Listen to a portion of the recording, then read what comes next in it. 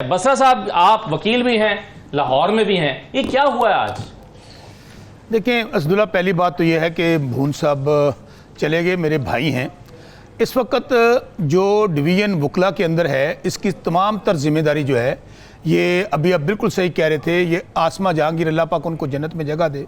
उन्होंने हमेशा rule of law के लिए बात की, हमेशा वो कहती रहीं कि पाकिस्तान में जो आइन है उसको हमेशा पामाल किया गया, और आज यही ग्रुप है जो आसमा जहांगीर ग्रुप के नाम से पॉलिटिक्स करते हैं, और आज सुप्रीम कोर्ट बार में भी इनका सदर है और पाकिस्तान बार काउंसिल में भी इनके हाथ में है। लेकिन ये सबसे बड़े जिम्मेदार हैं इस वक्त जो कुछ पाकिस्तान में आइन की तबाही और बर्बादी हो रही है, जो इस वक्त वकला के साथ हो रहा है, ये जिम्मेदार हैं डायरेक्ट। और आपने बात कही, दो चीज़ों को अलग अलग देखें। बिल्कुल आप सही कह रहे हैं, एक इशू तो ये है कि जो आज वकला वाला मामला हुआ, लेकिन भाई आपका वजीर कानून उसमें आजम नज़ीर तारड़ है, और वजीर आला पंजाब में कौन है?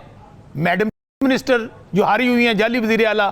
सो इनका एक तरीका कार है कि ये इतने घबराए हुए लोग हैं, डरे हुए लोग हैं, चूंकि अवाम की सपोर्ट इनको हासिल नहीं है, और इनको पता है कि हमने धान धौंस धांधली और लाठी के जरिए, पुलिस के जरिए, और ये पुराना तरीका कार है, 1 साल से हमारे साथ हो रहा है। हमारे जिस तरह घर तोड़े गए, चादर चारदीवारी के तकद्दुस को पामाल किया गया, आज भी क्या क़यामत आ जाने दी। बसरा साहब, मुझे ये बात समझाइएगा जो मैं समझने की कोशिश कर रहा हूं कि आखिर पुलिस उन वकला पर, उन वकला तंजीमों पर क्यों तशद्दुद करेगी जिनका ताल्लुक इस ग्रुप से है जो इस वक्त हुकूमत में भी। मैं यही बात असदुल्ला भाई मैं कहना, अब ये दूसरा रुख है जो आपने बात प्लानिंग के साथ हुआ है, ये सिर्फ चीफ जस्टिस साहब के साथ मैं बताता हूँ हुआ क्या है। 34 जजेस हैं लाहौर हाई कोर्ट के, जिन्होंने लेटर लिखा है कि यहाँ पे मुदाखलत हो रही है। जो 6 लेटर इस्लामाबाद हाई कोर्ट जजेस ने जो लेटर लिखा है, और ये हमारी पाकिस्तान बार काउंसिल और high court supreme court bar इनके खिलाफ खड़ी हुई है, ये गवर्नमेंट का साथ दे रही है। और यहाँ पर हुआ ये है कि जो हमारी ये जालसाज जो हुकूमत है, फार्म 47 की पैदावार, जब इलेक्शन ट्रिब्यूनल्स बने तो चीफ जस्टिस साहब ने 8 जजेस के नाम दिए हुए हैं। अब वो चीफ इलेक्शन कमिश्नर जो है उसने लेटर लिख दिया है कि मैं चीफ जस्टिस के ये नाम नहीं मानता। चीफ जस्टिस जो हैं अपने नए नाम हमें भेजें, 20 लोगों के, हम उनमें सिलेक्ट करेंगे कि हमने कौन सा लगाना है।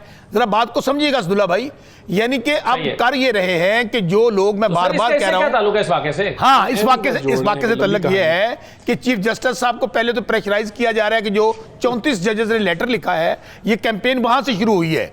आपको पता है कि वो उनको बड़े सख्त अल्फाज इस्तेमाल किए गए हैं कि जिस तरह इंटेलिजेंस एजेंसीज जो इस्लामाबाद वाले जजेस ने कहा, इन्होंने भी यही कहा हुआ है।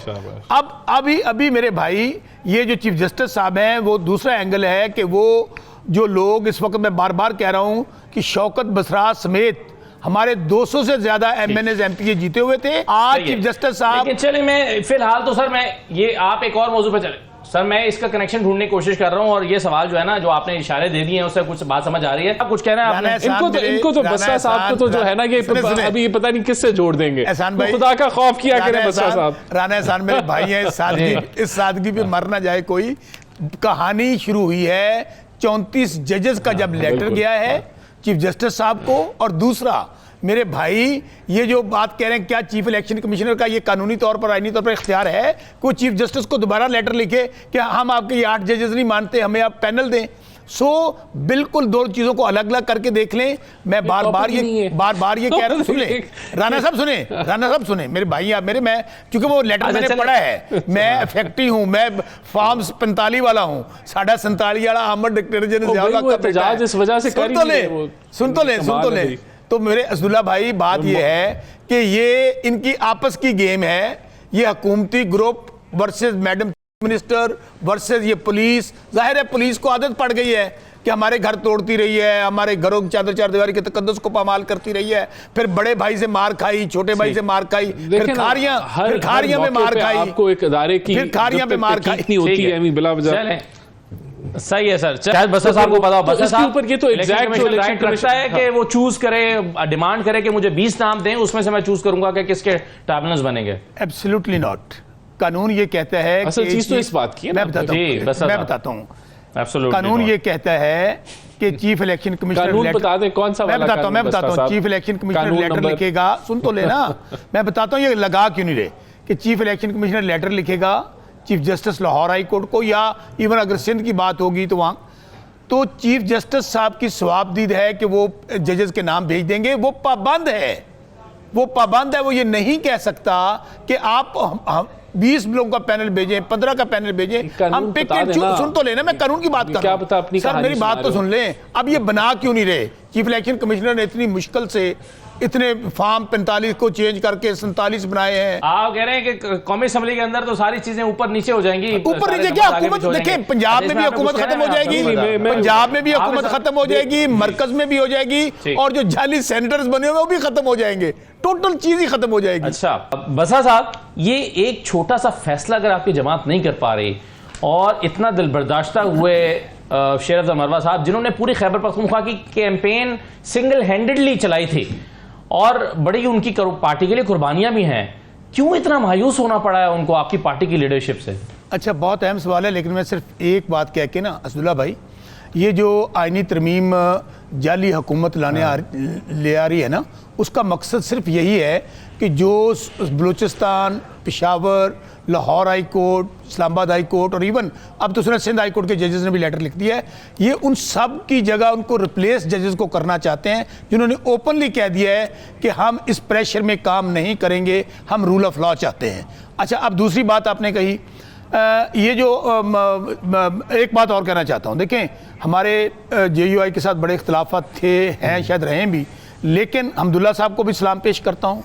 और जिस तरह मौलाना फजलुर रहमान साहब ने इस वक्त जो रूल ऑफ लॉ के लिए और जो आइन की सरबुलंदी के लिए जो अलम उठाया है, मैं समझता हूँ, मैं उनको सलाम इस बात पे पेश करता हूँ कि उन्होंने ये बता दिया कि ये जाली निज़ाम है, जाली हुकूमतें हैं, जाली मैंडेट है। और इन्होंने जो कराची में जो मिलियन मार्च किया, और देखें ना, बात फिर वही होती है, आप सियासत के अंदर हमने फैसला क्या किया है कि हम नून लीग, पीपल्स पार्टी और MK हमसे मुज़ाकरात क्यों नहीं कर रहे कि ये, चूंकि ये तो बेचारे पहली बात तो पपट्स हैं, इनको तो मुसल्लत किया गया है, इनको लेकर आए हैं, इनके पास मैंडेट नहीं है।